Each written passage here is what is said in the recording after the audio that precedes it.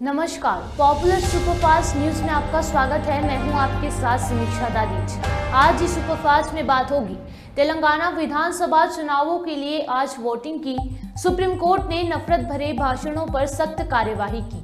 बात करेंगे छत्तीसगढ़ चुनाव 2023 रिजल्ट से पहले ही एक्शन मोड में कांग्रेस की। मल्लिकार्जुन खड़गे के जीवन पर पुस्तक की खड़गे बुक लॉन्च पर मनोज झा ने सुनाया पुराने किस्से की। साथ ही जानेंगे सीएम शिंदे को अपशब्द बोलने वाले मुंबई के पूर्व मेयर दत्ता दलवी गिरफ्तार की। क्या बच्चों संग वापस पाकिस्तान लौटेगी अंजू की। बात करेंगे सीएम योगी ने पीएम स्वनिधि योजना के तहत लाभार्थियों को सौंपे चेक की। वायनाड में केंद्र सरकार पर बरसे राहुल गांधी की। और आखिर में बात होगी दिल्ली एनसीआर में कोहरे और प्रदूषण की मार की। इसके साथ ही और भी तमाम बड़ी खबरों से आपको कराएंगे रूबरू। तेलंगाना में आज सुबह 7 बजे से विधानसभा चुनाव के लिए मतदान शुरू हो चुका है। सभी की निगाहें आज तेलंगाना पर हैं। वोटों की गिनती 3 दिसंबर को होगी। राज्य में कांग्रेस, भाजपा और बीआरएस के बीच तगड़ा मुकाबला देखने को मिल रहा है। तेलंगाना में फिलहाल केसीआर सत्ता में है और फिर से वापसी के लिए पूरी कोशिश कर रही है, जबकि बीजेपी और कांग्रेस भी अपनी सरकार बनाने के लिए पूरी ताकत लगा रही है। तीनों दलों के आक्रामक प्रचार अभियान में कांग्रेस और भाजपा ने बार बार लोगों के बीच संबंधित मुद्दों को उठाया है। सुप्रीम कोर्ट ने कहा कि किसी भी और सभी प्रकार के नफरत भरे भाषणों के खिलाफ कार्यवाही जरूर की जानी चाहिए। सुप्रीम कोर्ट ने कहा कि समाज को पता होना चाहिए कि अगर किसी कानून का उल्लंघन किया जाता है तो उसके बाद कार्यवाही होगी। हम ये कार्यवाही देश भर के आधार पर नहीं कर सकते, नहीं तो हर दिन अर्जियां आती रहेंगी।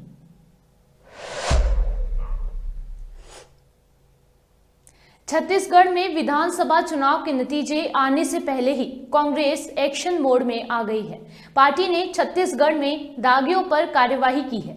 कांग्रेस ने विधानसभा चुनाव के दौरान पार्टी प्रत्याशियों के खिलाफ काम करने वाले कई नेताओं को 6 सालों के लिए बाहर का रास्ता दिखा दिया है। प्रदेश में कांग्रेस पार्टी ने 11 नेताओं पर कार्यवाही की है। इन नेताओं में कार्यकर्ताओं के साथ साथ कांग्रेस के कई पदाधिकारी भी शामिल हैं। इन सभी नेताओं पर कांग्रेस के विरोध में काम करने का आरोप लगा है। चुनावी माहौल के बीच कांग्रेस अध्यक्ष मल्लिकार्जुन खड़गे पर लिखी किताब बुधवार को लॉन्च हो गई। किताब का विमोचन कांग्रेस की पूर्व अध्यक्ष सोनिया गांधी ने किया। खड़गे को राजनीति में 5 दशक हो गए हैं। इसी मौके पर यह किताब जनता के बीच आई है। खड़गे उन नेताओं में शामिल हैं जिनका विवादों से नाता न के बराबर रहा है। कर्नाटक से आने वाले खड़गे के मित्र कांग्रेस में ही नहीं अन्य पार्टियों में भी हैं। तभी तो उनकी तारीफ विपक्षी दलों के नेता ने भी करते हैं। लोकसभा की पूर्व स्पीकर सुमित्रा महाजन और कांग्रेस मंत्री ज्योतिरादित्य सिंधिया ने खड़गे की तारीफों के पुल बांधे हैं। राजस्थान और मध्य प्रदेश समेत 5 राज्यों में हो रहे विधानसभा चुनावों के बीच कांग्रेस अध्यक्ष मल्लिकार्जुन खड़गे के जीवन पर आधारित किताब का विमोचन किया गया। किताब में विमोचन पर कई दलों के नेता मौजूद रहे। इसी दौरान आरजेडी सांसद मनोज झा ने मल्लिकार्जुन खड़गे को जमकर तारीफ की। से पहले आए राज्यसभा में एक दिन देखा मेरी सीट के पीछे वाली सीट पे एक सज्जन को मैंने धोती कुर्ते में, और धोती कुर्ते में लोग आजकल कम दिखते हैं, वो पौधी लगभग खत्म हो गई है, तो मैंने उन्हें देखा और फिर मेरे मन में भी था कि जब ये एलओपी बने तो कैसे मामला होगा। One thing I must tell you, many of us who speak about democracy in our personal lives we don't practise democracy in our everyday life. So when I went for the first time, वो 10 बजे एक meeting होती है, पौने 10 बजे leader of party political parties की strategy की meeting हम लोग कहते हैं उसको। इस व्यक्ति में मैंने एक खास चीज देखी जो मेरे अनुभव में नया था। He would listen to everyone, एक एक व्यक्ति को। आमतौर पे मैंने एक परिपाटी देखी थी कि लोग अपनी बात रख देंगे, अब पंचों की राय अपनी जगह, खूंटा यही गड़ेगा। This is something I found fundamentally different in Kharge Sahab. Second, when I started reading about his life much before this book came, And I must tell you about this book. Many people have shared their experience, their ideas about Kharge ji, including Ma'am Sonia ji. But one thing which is common thread about everyone is his commitment to justice, equality, freedom, idea of freedom, and these are not merely academic commitment. It emanates from lived reality, from his experience of last 5 decades. 5 दशक बहुत बड़े होते हैं, और अगर मैं सच कहूं खड़गे साहब, तो आपकी जिंदगी की यात्रा और हमारे गणतंत्र की यात्रा काफी हद तक समानांतर है. It's parallel lives. I'll translate that, Balu sir. Almost it's a story of parallel lives between your journey and the journey of our republic. जो कष्ट हमारी रिपब्लिक में है, कुछ कष्ट आपको व्यक्तिगत भी हुए. आई हैव हार्डली सीन, कुछ उदाहरण मेरे समक्ष यहीं मंच पे हैं, जब आपकी जिंदगी का एक बड़ा हिस्सा लुट जाए, मौत के घाट उतार दिया जाए, उसमें बिटरनेस को अपने अंदर ना आने देना, यह सबके बूते की बात नहीं है. लोग छोटे नुकसान में नफरत की दुकान, नफरत का बाजार लेके बैठ जाते हैं. आपने तो बहुत नुकसान सह करके भी मोहब्बत की बातें आप करते रहे. Whatever I am saying today, I am speaking as someone who has worked with him in last 3.5-4 years, one who has watched him as a politician much before I started personally interacting, and also I convey the message from my president Lalu ji and Deputy CM Bihar Tejaswi ji. They know I'm here, so they also wanted me to share something on their behalf. Their goodwill and their idea or commitment with India Alliance. Sir एक चीज और कहना चाहूंगा जो मैंने इस किताब में कई दफा देखी, गौतम बुद्ध का जिक्र. मैंने इस पर काम नहीं किया है. एक दिन जयराम सर से मेरी बात हो रही थी लाइट ऑफ एशिया के दौरान. 2 पॉलिटिशियंस ने बुद्धा को बहुत करीब से देखा, महसूस किया. बाबा साहब भीमराव अंबेडकर हम सब जानते हैं, लेकिन जवाहरलाल नेहरू ने, मैं कोट नहीं करना चाहूंगा, मैं लेके आया था, मैं कोट नहीं करूंगा, उन्होंने कंपैशन के एलिमेंट को सेंटर स्टेज किया. अंबेडकर ने इमेंसिपेशन के कॉन्सेप्ट को सेंटर स्टेज किया, और आप दोनों के बीच में पुल बना रहे हैं, कंपैशन एंड इमेंसिपेशन. मैं समझता हूं कि ये आज के वक्त की भी बहुत बड़ी आवश्यकता है कि कंपैशन और इमेंसिपेशन के बीच बुद्धा के माध्यम से अंबेडकरवादी सोच और नेहरूवियन थॉट के बीच में भी एक रिश्ता प्रगाढ़ होना चाहिए, और वो रिश्ता आपके रहते रहते ही होगा. हम में से अधिकांश लोग गाना गाते रहे, बोल के लब आजाद हैं तेरे, बोल जुबान अब तक तेरी है. आपने तो इसको जिया है. मैं जानता हूं एक और चीज, एक दिन कोई सर के सामने, खरगे सर के सामने इनकी बहुत तारीफ कर रहा था, तो इन्होंने कहा आगे बढ़ो आगे बढ़ो. तो मैं, चूंकि अकेजन ये नहीं था, तो मैं फिर भी एक चीज कहूंगा, और वो चीज इसलिए मेरे लिए महत्वपूर्ण हो जाती है. What makes him very special? आप इनको देख के लगता होगा 80-82 साल के एक सज्जन हैं. सदन में जब ये खड़े होते हैं तो विपक्ष को बड़ी ताकत मिलती है, और आज के दिन में विपक्ष को ताकत की बहुत जरूरत है. यहां बहुत गणमान्य सज्जन हैं जिन सबको मैं देख पा रहा हूं हसरत भरी निगाहों से, क्योंकि 3 दिसंबर भी बहुत दूर नहीं है. लेकिन मैं एक बात कह करके, अभिषेक मनु सिंघवी जी ने लिखा है इसमें कि there is no culmination yet. I can vouch for it sir. Culmination बहुत खूबसूरत होगा, बहुत ऊंचा होगा, देश के लिए, आपके लिए, हम जैसों के लिए, और इस सभागार में बैठे जितने लोग हैं उनके लिए. And I must finish this for you from Nehru.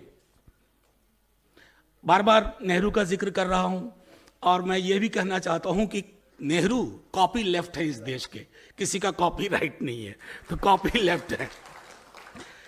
The distant mountains seem easy of access and climbing. The top beckons, but as one approaches, difficulties appear. And the higher one goes, the more laborious becomes the journey, and the summit recedes into the clouds. I wish you all the best. Thank you, sir. मुख्यमंत्री एकनाथ शिंदे के लिए अपशब्द का इस्तेमाल किए जाने के बाद मुंबई के पूर्व मेयर पर एफआईआर दर्ज की गई है. मुंबई के पूर्व मेयर दत्ता दलवी के खिलाफ भांडुप पुलिस स्टेशन में मामला दर्ज किया गया है.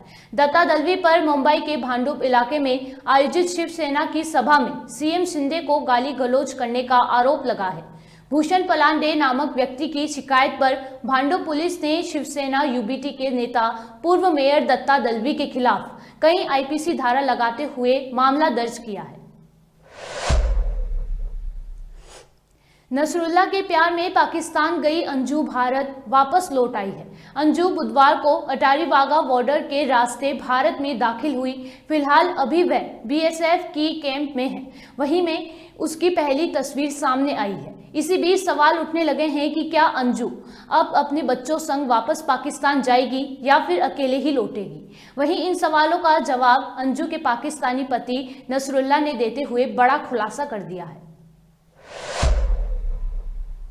यूपी की राजधानी लखनऊ में सीएम योगी ने विकसित भारत संकल्प योजना कार्यक्रम में भाग लिया.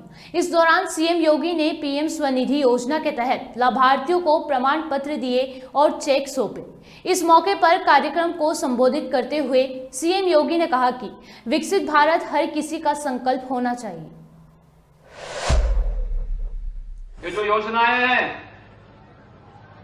इन योजनाओं का लाभ प्रधानमंत्री आवास योजना हो, स्वच्छ भारत मिशन में शौचालय उपलब्ध, हर गरीब परिवार के घर में शौचालय उपलब्ध कराने की योजना हो, जनधन अकाउंट की योजना हो,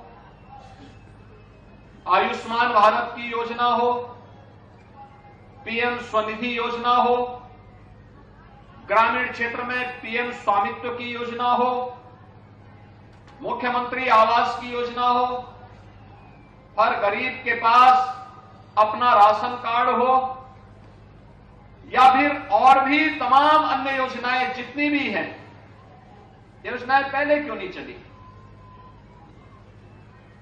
देश तो वही है, आय के स्रोत भी वही है.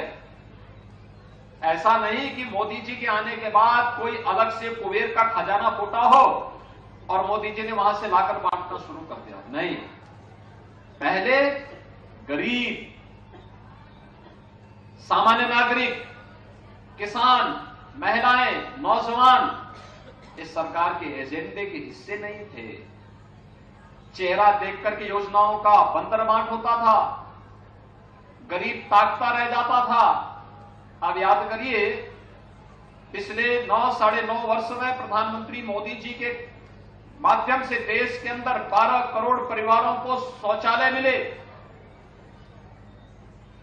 4 करोड़ परिवारों के आवास बने, जिनमें अकेले उत्तर प्रदेश में हम लोगों ने 55 लाख से अधिक परिवारों को एक आवास उपलब्ध करवा दिया है. लगभग 3 करोड़ परिवारों के लिए शौचालय की सुविधा उत्तर प्रदेश में दी गई है. आयुष्मान भारत के अंदर देश के अंदर 50 करोड़ लोग आयुष्मान भारत की सुविधा का लाभ प्राप्त कर रहे हैं. तो उत्तर प्रदेश में लगभग 10 करोड़ लोगों को इस सुविधा का लाभ उपलब्ध कराया जा रहा है. को आगे बढ़ाने के लिए आत्मनिर्भर भारत से लेकर के अपने नागरिक कर्तव्य तक इसमें गुलामी की मानसिकता को भी समाप्त करना है, अपनी विरासत पर गौरव की अनुभूति भी करना है, और भेदभाव की रेखाएं जो करने का प्रयास होता है, जाति, मत, मजहब के आधार पर बांटने के कुत्सित प्रयास होते हैं, इनसे उभरना, क्योंकि ये विकास में बाधक तत्व हैं. जो लोग विकास नहीं चाहते वे परिवारवाद, जातिवाद, मत और मजहब के आधार पर समाज को बांटने का कुत्सित प्रयास करके विकास के एजेंडे को पीछे धकेलने का प्रयास कर रहे हैं। और उस विकास के एजेंडे से हटने का मतलब एक गरीब के चेहरे से खुशहाली को हटाना। देश के 5 राज्यों में विधानसभा चुनाव के मद्देनजर वोटिंग की प्रक्रिया अब खत्म होने वाली है। 30 नवंबर को तेलंगाना विधानसभा चुनाव के मद्देनजर वोटिंग की जा रही है। वहीं 3 दिसंबर को 5 राज्यों के चुनाव का रिजल्ट घोषित किया जाएगा। इस बीच कांग्रेस पार्टी के नेता राहुल गांधी अपने संसदीय क्षेत्र वायनाड पहुंचे। यहां उन्होंने न्यू ब्लॉक इकरा अस्पताल में उद्घाटन समारोह में भाग लिया। यहाँ उन्होंने अपने संबोधन में कहा कि हमारे देश में बहुत सारे अस्पताल पूरी तरह कॉर्पोरेट मशीन के तौर पर काम कर रहे हैं। ये अच्छा ट्रेंड नहीं है। It's an honor for me to inaugurate the new diagnostics block of this hospital. I hope many people benefit from this hospital, are able to cure themselves, are able to take benefit and advantage of this hospital.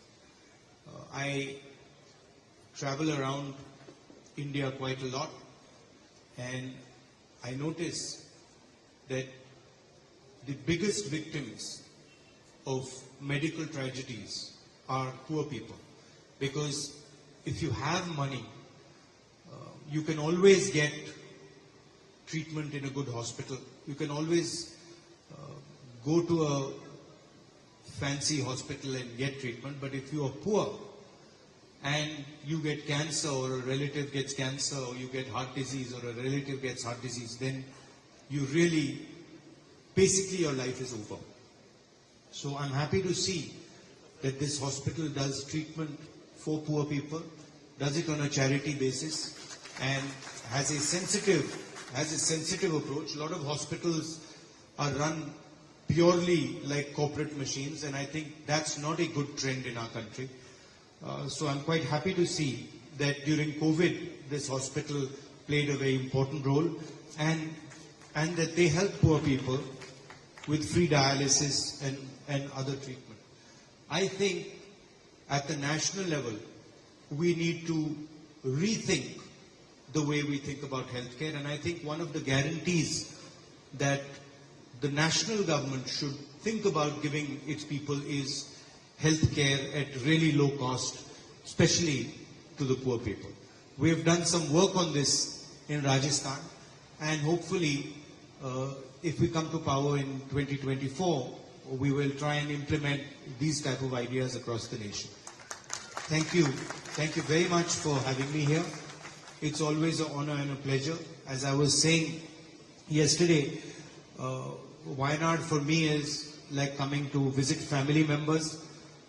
So I don't feel it is like work. I think it's a lot of fun. I love meeting the people of Wayanad, and I thank all of you from all walks of life, all different ideologies for supporting me. Thank you. Namaskar.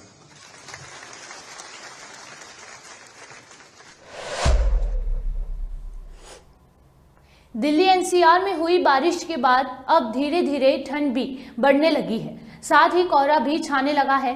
बारिश के बावजूद भी राजधानी के कई इलाकों में हवा की गुणवत्ता सुधर नहीं रही। दिल्ली एनसीआर AQI 400 के पार पहुंच गया।